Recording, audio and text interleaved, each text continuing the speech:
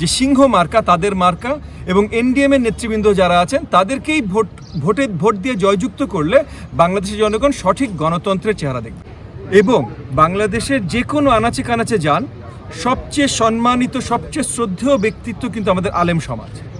তো দলের সবচেয়ে সম্মানিত সবচেয়ে শ্রদ্ধেয় ব্যক্তিত্ব যারা, তাদেরকে আমরা যদি একটা অগ্রাধিকার না দিই, তাদেরকে যদি আমরা পাশ কাটিয়ে দেশ পরিচালনা করতে চেষ্টা করি, তাদের কথা না শুনে না জেনে যদি জনগণের জন্য কাজ করতে চেষ্টা করি, তাহলে আমার মনে হয় না আমরা সঠিকভাবে জনগণের জন্য কাজ করতে পারবো।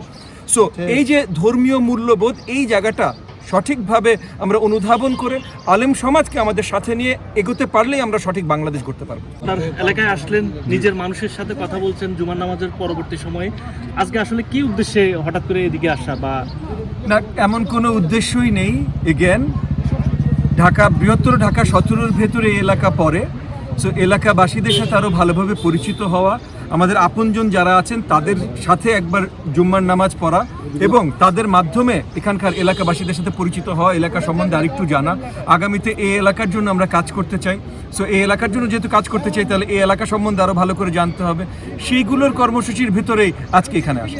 একটা স্থবির পরিস্থিতি চলছে, একটা গণতান্ত্রিক সরকারের জন্য বা গণতান্ত্রিক কাঠামোর জন্য আপনারা আন্দোলন করেছেন এবং কি সেটার একটা ফল পেয়েছেন। তো সামনের দিনে আসলে আপনাদের পরিকল্পনা কি? সামনের যে সরকার নির্বাচন, সামনের দিনের আমাদের পরিকল্পনা এটাই যে যেই আঙ্গিকে আমরা কাজ করে যাচ্ছিলাম, একসময় আন্দোলন ছিল একটা স্বৈরাচারী সরকারের বিরুদ্ধে, আগামী আন্দোলন হবে বাকি যত প্রতিকূলতা আছে সেগুলোর বিরুদ্ধে বাংলাদেশের জনগণের সঠিক গণতান্ত্রিক অধিকার তাদের কাছে তুলে দেবা। তো এখন নির্বাচন সম্মুখীন, তো নির্বাচনে আমাদের প্রত্যাশা থাকবে যে জনগণের কাছে যত পরিষ্কারভাবে ভালোভাবে আমরা পৌঁছতে পারি, যেন তারা সঠিকভাবে আমাদেরকে ভোটটা প্রদান করেন এবং সেই ভোটটা পাবার পর তাদের হয়ে যেন আমরা সংসদে বা সংসদের বাইরে সঠিকভাবে কাজ করতে পারি। আমরা দেখেছি যে এনডিএম এর যে নেতাকর্মীরা রয়েছেন তারা নিজ নিজ এলাকায় গণসংযোগ করছেন, বা সবার প্রতি আসলে কি দিক নির্দেশনা দিবেন, বা যারা আপনার দলের নেতাকর্মী রয়েছেন তাদের প্রতি? সবার প্রতি একই দিক নির্দেশনা, সবাই তাদের এলাকার জনগণের যত কাছে যত সম্পৃক্ততা পেতে পারেন, যত কাছে যেতে পারেন সেটার কাজ করেন। সামনে নির্বাচনে যেন জনগণের কাছে পরিষ্কার থাকে যে সিংহ মার্কা তাদের মার্কা এবং এনডিএম এর নেতৃবৃন্দ যারা আছেন তাদেরকেই ভোট দিয়ে জয়যুক্ত করলে বাংলাদেশের জনগণ সঠিক গণতন্ত্রের চেহারা দেখবে। আমরা দেখেছি যে বিগত সময়ে আসলে অনেক কিছু নিয়ে একটা কনফিউশন ছিল, বিশেষ করে ধর্মকেন্দ্রিক, যে মানুষ ধর্ম চর্চা করতে পারতো না বা গণতান্ত্রিক প্রক্রিয়ায় মানুষ যেতে পারতো না। এই যে মানুষের সাথে একাকার হয়ে যাওয়া, এই বিষয়টি আপনি অনেক আগে থেকে করে আসছেন, বা এই জিনিসটা যদি একটু বলতেন যে এটা কিভাবে আপনার ভিতরে প্রকাশ হলো? দেখেন, সংখ্যাগরিষ্ঠ মুসলমানের দেশ বাংলাদেশ এবং বাংলাদেশের যে কোনো আনাচে কানাচে যান সবচেয়ে সম্মানিত সবচেয়ে শ্রদ্ধেয় ব্যক্তিত্ব কিন্তু আমাদের আলেম সমাজ। তো দলের সবচেয়ে সম্মানিত সবচেয়ে শ্রদ্ধেয় ব্যক্তিত্ব যারা, তাদেরকে আমরা যদি একটা অগ্রাধিকার না দিই, তাদেরকে যদি আমরা পাশ কাটিয়ে দেশ পরিচালনা করতে চেষ্টা করি, তাদের কথা না শুনে না জেনে যদি জনগণের জন্য কাজ করতে চেষ্টা করি, তাহলে আমার মনে হয় না আমরা সঠিকভাবে জনগণের জন্য কাজ করতে পারবো। সো এই যে ধর্মীয় মূল্যবোধ, এই জায়গাটা সঠিকভাবে আমরা অনুধাবন করে আলেম সমাজকে আমাদের সাথে নিয়ে এগোতে পারলেই আমরা সঠিক বাংলাদেশ করতে পারবো। আর ঢাকা 17-র মানুষজন আছেন, বা আপনার খুবই কাঙ্ক্ষিত একটা আসন আমরা যতটুকু জানি বা শুনতে পেরেছি, তো তাদের উদ্দেশ্যে সর্বশেষ কি মেসেজ দিবেন?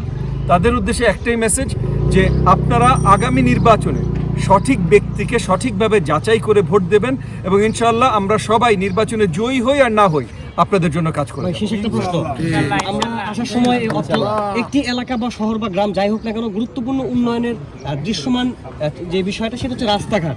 এই এলাকায় যখন আমরা আসছিলাম, রাস্তাঘাটের যে পরিস্থিতি দেখলাম, তো রিক্সায় আসার সময় আমাদের মনে করেন যে অবস্থাটা একটু বলতে পারবো না কি অবস্থা হয়েছে।